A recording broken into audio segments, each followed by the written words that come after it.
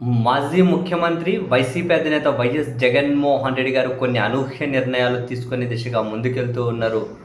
మరికొద్ది కాలంలోనే అంటే వెరీ సూన్ పూర్తి స్థాయిలో జనాల మధ్య ఉండే విధంగానే తన షెడ్యూల్ని రూపొందించుకోబోతున్నటువంటి జగన్మోహన్ రెడ్డి గారు అంతకంటే ముందే కొన్ని కీలక నిర్ణయాలు తీసుకునే దిశగా అయితే ఆలోచన చేస్తూ ఉన్నట్లు వైసీపీ నుంచి సమాచారం అందుతూ ఉంది.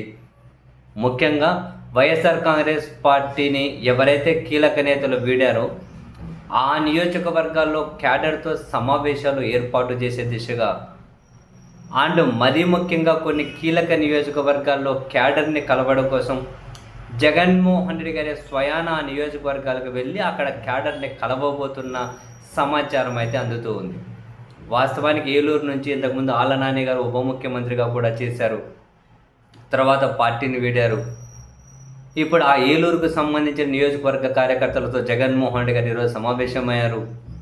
రేపు పార్లమెంటరీ పార్టీతో ఎంపీలతో సమావేశం కాబోతున్నారు. లోక్సభ రాజ్యసభ ఎంపీలతోటి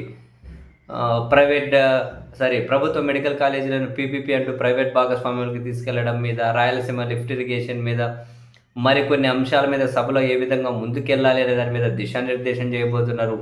ఆ తర్వాత మరికొన్ని నియోజకవర్గాల క్యాడర్తో కూడా సమావేశం జరిపి అండ్ కొన్ని నియోజకవర్గాలకు తనే స్వయాన వెళ్ళి సమావేశం కావాలి అని, అందులో ప్రధానంగా ఒంగోలు లాంటి చోట. ఒంగోలులో బాలినేని శ్రీనివాసరెడ్డి గారు పార్టీ వీడి జనసేనలోకి పోయారు. అయితే ఒంగోలులో వైసీపీ క్యాడర్ని కలవడం కోసం జగనే స్వయంగా వెళ్ళే అవకాశం ఉంది అని అయితే సమాచారం.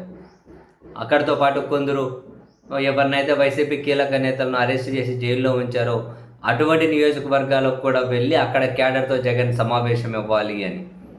అంటే దీంతో పాటు నెక్స్ట్ ఇంకా జిల్లాల పర్యటనలో ఉండనే ఉంది. క్యాడర్తో పార్లమెంటరీ నియోజకవర్గాల వారీగా సమావేశం ఉంది.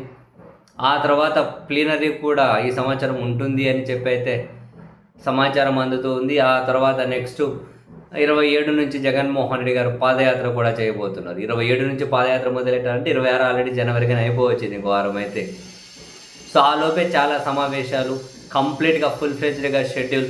సో ఒకసారి కనుక నెక్స్ట్ తన జనంలోకి స్టెప్ ఇన్ అయితే నెక్స్ట్ ఎన్నికల వరకు కూడా ఫుల్ ఫ్లెడ్జ్డ్గా జనం మధ్య, క్యాడర్ మధ్య వైసీపీ కార్యకలాపాల్లో ఆయన పూర్తిగా నిమగ్నం అవ్వబోతూ ఉన్నారు.